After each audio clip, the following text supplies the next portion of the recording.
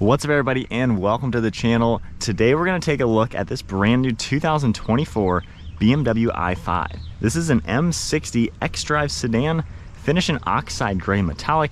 MSRP for this fully electric sedan is $95,000. So let's go ahead and take a full look at what is powering this sedan. Underneath the hood, you are not going to find an engine as you would expect. However, you do get the world's largest engine cover. This is huge, just a ginormous piece of plastic. However, you can actually pop this up a little bit and there is stuff under it, just a bunch of electronics, nothing pretty to look at. So it's kind of funny to see this huge engine cover underneath the hood. So what is powering this car? So you do have the dual electric motors, 84.3 kilowatt hour battery pack. It is all-wheel drive, has the M Sport brakes and all-wheel steering. This car pumps out 593 horsepower with 586 pound-feet of torque. Has a single-speed transmission, 0 to 60 in 3.7 seconds. It'll top out around 130, and then cruising range is roughly 250 miles. Curb weight is also over 5,200 pounds. Moving to the styling, I love the new 5 Series. 2024 is the new 5 Series, and then the i5, of course, is the electric version. You have a really sleek design for these LED headlights. I just like how they're blacked out. You can also see the daytime running lights in them. So it's a pretty good looking car, nice and sporty. I especially love the grille. You have that traditional kidney style. However, you can see the ambient lights surrounding it, which is a really cool touch. You have a forward facing camera, safety sensor, your M badge as well, and then a lot of gloss black trim just to add to the sporty appearance. You have some sharp body lines throughout the front bumper, intake ducts over on the far side to let some air pass through the bumper. You can also see the active grille shutters down below. Overall, I think it's a really good looking car. You have the BMW badge right in the center with some sharp body lines surrounding it. I like how they just fade away towards that windshield. And then moving to the side profile, this has a set of 21-inch wheels, multi-spoke design, really cool color options as well. You can see the red M Sport brake calipers, more parking sensors and sharp lines surrounding the side. One sharp line up above, and then gloss black for the lower side skirts. I like the carbon fiber on the mirror caps. You can also see the integrated turn signal as well as that camera. Of course, power folding. You have a sleek set of door handles and then all black trim surrounding the windows. Up above, we have a panoramic roof. This is actually a gloss black panel made of glass, so nice and sleek looking. Side profile is pretty cool too. It's a kind of a mid-size sedan. It's not the smallest, certainly not the biggest either. And then you have the 5 logo right in back. We can also pop this, and this is your charge port as you would expect. Moving to the back, you can see how the sharp line just cuts right into these taillights. Once again, ambient lights, really nice sunken into the bodywork, giving it a more modern appearance. We have all of your badging, a carbon fiber lip spoiler, then just a sharp flat design for the rear bumper. You have more of the gloss black trim for the rear diffuser, a reverse light down below, and more parking sensors. And overall, I think it's a cool looking car. I think the 5 Series is a good looking sedan, and the i5 M60 definitely looks sporty as well. Taking a look at the storage space, you have a button underneath the BMW badge. You can open up the trunk. You have quite a lot of storage in here actually. A nice size load floor, pretty deep in here as well. And there's even hidden space underneath the cargo cover. You have a little bit more storage here. And then if you pop those, we're now able to fold down the seats. So moving inside, you can just fold these down very easily. They're gonna fold down nearly flat, and they also have a pretty large opening into the trunk itself. So this is definitely a practical car. Going ahead and manually lifting them up. And then for the trunk itself, you just press the button once, you can automatically close it. So this interior has the burgundy leather material. And then I like how you're gonna have 2 different sunshades for these windows as well. Some soft touch black, more of the burgundy color. And then you have a really cool speaker mesh for the Bowers and Wilkins audio.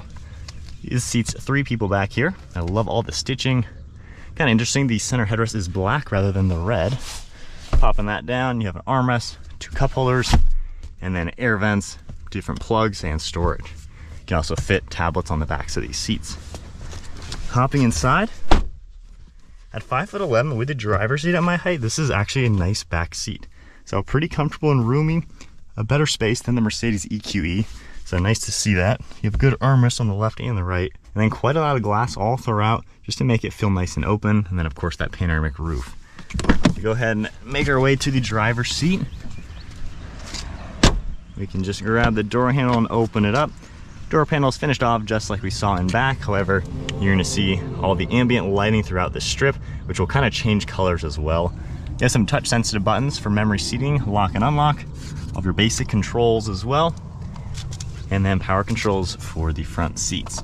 Easy to use as you'd expect. You have a manual leg rest, very easy to operate, and more of that really nice stitching. Very comfortable seats. They look awesome in this interior. And then hopping inside, foot on the brake, we can fire it up. So that's all it does. You just kind of hear a little bit of electronics turning on real quick. I love this super thick steering wheel with all the M-colored stitching. You have the stripe up on top. I love this cool texture to it and everything. We have Bluetooth and audio controls. You also have cruise control on the left. And then this boost icon when you're driving will give you basically 10 seconds of sport mode. If we take a look at the center screen, you can use these icons over here to adjust a few different things that will pop up. You can very easily change the layout, which is a nice way to do it. So not crazy configurable, but you still got enough designs just to give it a unique look. You scroll to the left, you can see different items that you can want in the center. So I like to see what you have in here. Nice amount of information. And then you can also change your heads-up display. Hopefully the camera picks it up. But there's a few different things that you can scroll up and down through and have going up there. So nice design overall. It's simple and yet it looks cool. Of course, full massive screen, about a 14-inch screen in the center. On the left side, we have more of this carbon material. This little roller is how you adjust the air vents, which are all hidden into here. We have more controls for headlights, and then this soft leather-like material. So this ambient lighting is really cool. As you can tell, when you change your drive modes, it'll actually adjust the color. If I go into sport mode, you can now get the red color all around you. And then going back in here in the efficient mode, it will change as well. You got the nice lighter blue, and you can even see it kind of fading its way into there. Expressive, you can hear it probably. As we drive it, you will hear how weird that sounds. It is very, very unique. And then if we go into digital art, the sunroof will actually go ahead and open, and we have all the nice purple in here. So the drive modes are very interesting in this car. Let's just put it that way. So on the screen here, climate controls, you have to hit the fan icon to actually get to this menu, which is where you then adjust your fan speed and a few more settings. However, whatever screen you're in, this is always here. So you can at least always adjust your temperature and then toggle for the seats and steering wheel. You have full screen navigation like you would expect, and then a bunch of different apps as well in the car. Kind of what you'd expect on any BMW. In reverse, you have your backup camera, top-down view. You have the front view as well. If I hit more, you can see a few different items. You have the car wash view for a top-down, basically. Camera cleaning if needed. And then settings as well.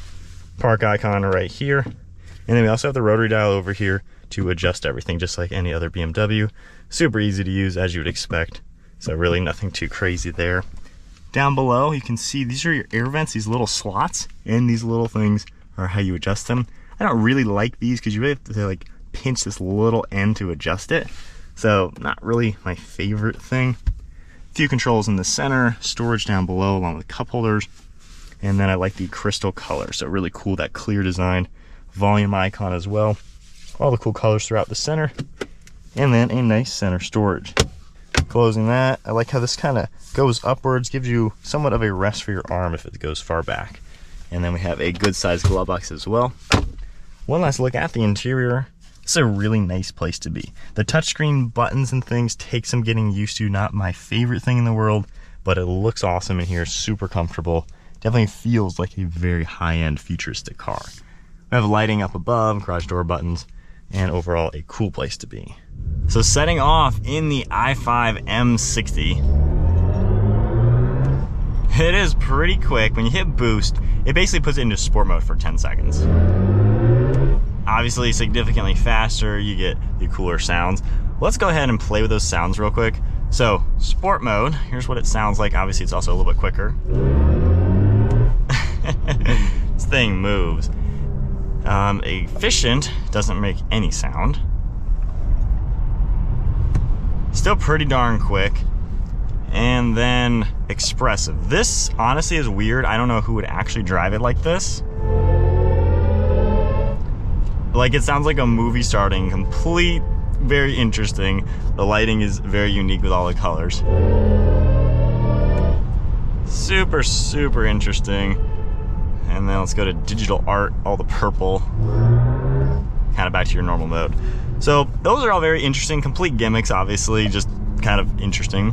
Driving this car though, it is really nice. You know, we have this cool camera heads-up display. I like the different gauges you're able to mess with in the center to kind of make it cool. So I feel like it gives you everything you need, nothing more, nothing less. And I've gotten more used to this screen. I'm not the biggest fan of changing the fan speed. You have to toggle that first and then do it. And one thing my wife pointed out, in this menu, if the climate control's up, this little pulse in the corner of your eye is actually really annoying. Like, you can just see it and it's kind of annoying. So not really gonna drive it like that. But nonetheless, driving this is really nice. It is ultra comfortable, ultra luxurious, incredibly smooth, as the audio may have turned on when I did my hand gesture. Anyway, it is so smooth and comfortable to be in. Like, this is a nice car, honestly, and I really do like it. I'm not the biggest EV fan, but this M60 for sure gives you the luxury and the comfort, but then also is really fast and has some fun character to it. You know, you have good visibility, it's really easy to see around. I like how the dashboard is kind of short, and while this is a big tablet, it doesn't just stick out. I know not everyone likes this, but it's growing on me. You know, I'm not annoyed with it. It doesn't look weird. It just kind of fits the interior and looks pretty cool. But it's easy to see around. The mirrors all do a great job. No real blind spots in the car either. So it's just an easy car to drive in. The all-wheel steering is amazing. You can just feel that in the short turning. Like, it's just so easy to pilot and park.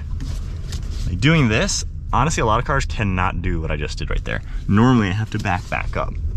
Build quality is also fantastic. It feels so solid. It just feels like a very, very good place to be hitting these. I mean, it is just was so smooth going under there. There are some cars where that feels like it's gonna break the car in half. So this car just feels really nice. It's easy to drive, it handles great, steering is phenomenal. And then when you want to, I like how basically boost is just sport mode instantly. It is very fast. This is a cool car to drive. The sounds, some of them are gimmicky. I don't mind the sport mode, because honestly, when you're kind of on the highway slowly accelerating or something, it actually kind of sounds like a V8 or something. But it is an easy car to just zip around, and I like how comfortable it is. Like, literally, the seats just hug you very well, cradles you in a great position.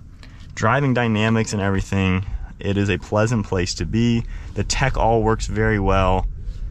Honestly, this is a car to look at if you're wanting an EV that is very nice.